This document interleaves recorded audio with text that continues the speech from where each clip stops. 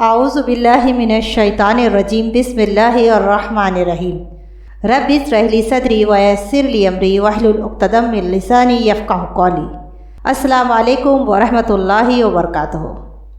আজকে আমরা 126তম video post করতে যাচ্ছি, যেখানে আমরা সলম অধ্যায় অর্থাৎ অগ্রিম ক্রয় বিক্রয় অধ্যায়টিকে শুরু করব।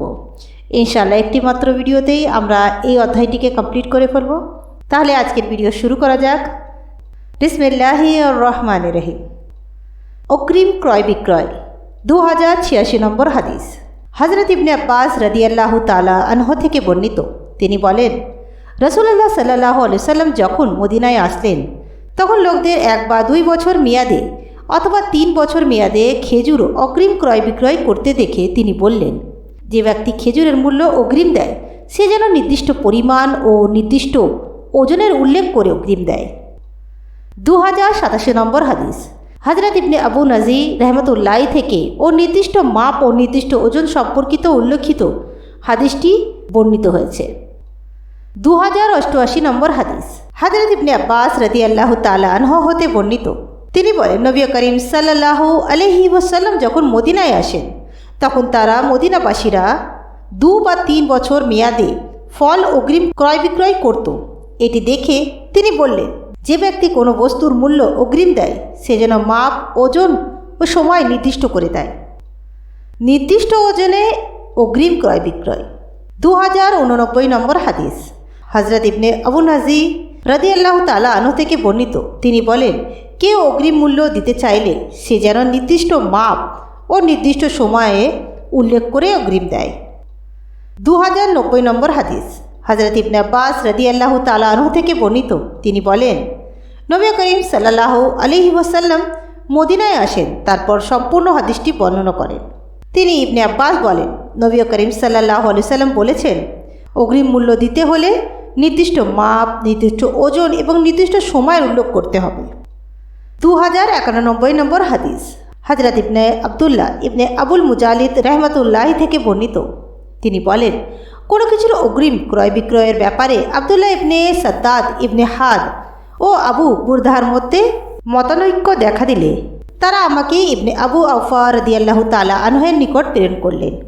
আমি তাকে এই সম্পর্কে জিজ্ঞেস করলে তিনি বললেন, আমরা রাসূলুল্লাহ সাল্লাল্লাহু আলাইহি ওয়াসাল্লাম, আবু বকর রাদিয়াল্লাহু তাআলা আনহু ও উমর রাদিয়াল্লাহু তাআলা আনহের আমলে গম, জব, মন্নাকা ও খেজুর অগ্রিম ক্রয় বিক্রয় করতাম। তারপর আমি ইবনে আবজাকে জিজ্ঞেস করলাম, তিনি একই রূপ জবাব দিলেন। 2092 নম্বর হাদিস।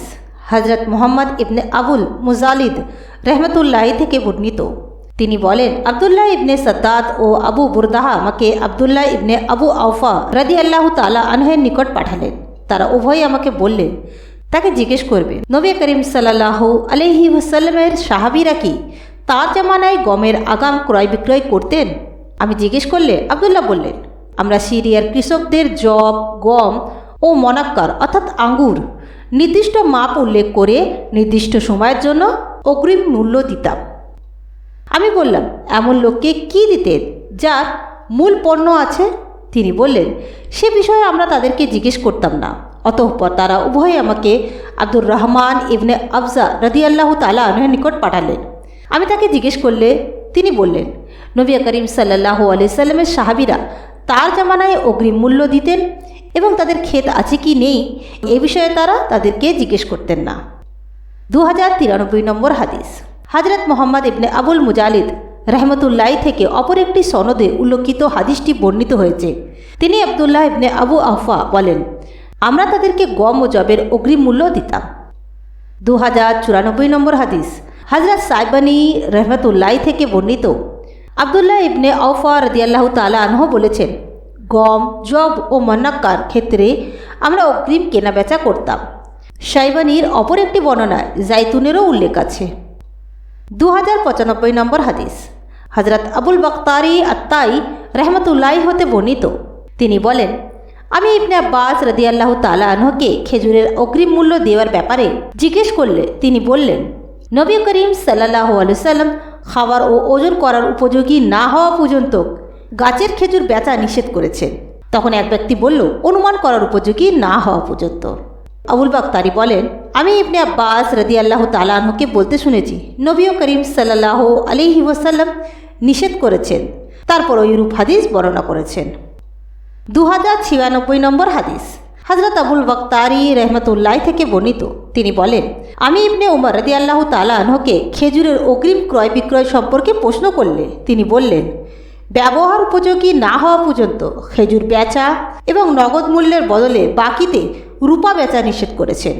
আর আমি হযরত ইবনে আব্বাস রাদিয়াল্লাহু তাআলা আনহুকেও খেজুরের অগ্রিম কেনা বেচা সম্পর্কে জিজ্ঞেস করলাম। তিনি বললেন, নবী করিম সাল্লাল্লাহু আলাইহি সাল্লাম খাওয়ার ও ওজন করার উপযোগী না হওয়া পর্যন্ত গাছের খেজুর বিক্রি করতে নিষেধ করেছেন। 2097 নম্বর হাদিস, হযরত আবুল বাক্তারি রহমতুল্লাহ থেকে বর্ণিত।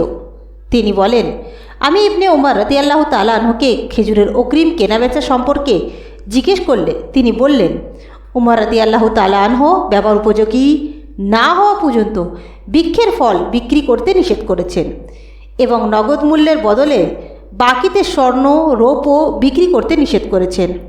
আমি এই সম্পর্কে ইবনে আব্বাস রাদিয়াল্লাহু তাআলা আনহুকেও জিজ্ঞেস করলাম। তিনি বললেন, নবী করিম সাল্লাল্লাহু আলাইহি সাল্লাম খাওয়ার ও ওজন করার উপযোগী না হওয়া পর্যন্ত গাছের খেজুর বিক্রি করতে নিষেধ করেছেন। আমি জিজ্ঞেস করলাম, কিসের ওজন করা হবে? তখন তার নিকটে বসা এক ব্যক্তি বলল, ওজন করা অর্থাৎ অনুমান করার উপযোগী না হওয়া পর্যন্ত। 2098 নম্বর হাদিস, হযরত আয়েশা রাদিয়াল্লাহু তাআলা আনহা থেকে বর্ণিত। তিনি বলেন, রাসূলুল্লাহ সাল্লাল্লাহু আলাইহি ওয়াসাল্লাম একদা এক ইহুদির নিকট হতে বাকিতে কিছু খাদ্যদ্রব্য ক্রয় করলেন এবং নিজের লৌহবর্মটি জামানত স্বরূপ তার নিকটে বন্ধক রাখলেন। 2099 নম্বর হাদিস, হযরত আমাস রাদিয়াল্লাহু তাআলা আনহু থেকে বর্ণিত। তিনি বলেন, আমরা কেনা বেচায় বন্ধক সম্পর্কে ইব্রাহিম নাখির সাথে আলোচনা করলে তিনি বললেন, আসওয়াদ রহমতুল্লাহি আয়েশা রাদিয়াল্লাহু তাআলা আনহের বরাত দিয়ে আমাকে বললেন, নবী করিম সাল্লাল্লাহু আলাইহি ওয়াসাল্লাম জনৈক ইহুদির নিকট হতে নির্দিষ্ট মেয়াদে বাকিতে কিছু খাদ্যদ্রব্য খরিদ করেন এবং একটি লৌহবর্ম তার নিকট বন্ধক রাখেন। 2100 নম্বর হাদিস, হযরত ইবনে আব্বাস রাদিয়াল্লাহু তাআলা আনহু থেকে বর্ণিত। তিনি বলেন, নবী করিম সাল্লাল্লাহু আলাইহি ওয়াসাল্লাম মদিনায় আগমন করলে তারা 2 বা 3 বছর মেয়াদে ফলের অগ্রিম কেনাবেচা করত।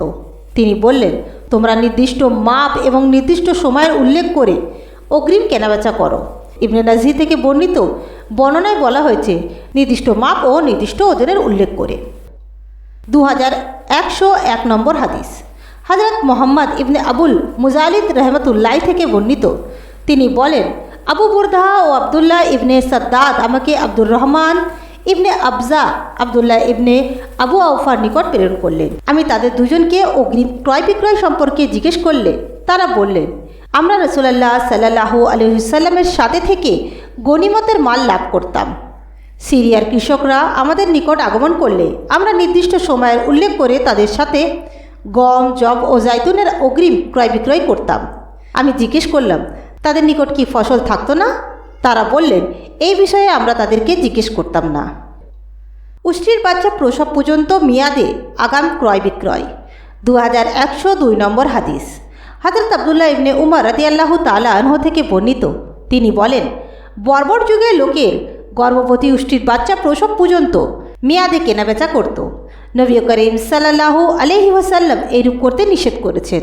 অপর এক রাবি নাফে রহমতুল্লাহির ব্যাখ্যা প্রসঙ্গে বলেন, উষ্ট্রি তার গর্ভস্থ বাচ্চা প্রসব পর্যন্ত মেয়াদে ক্রয় বিক্রয় করা।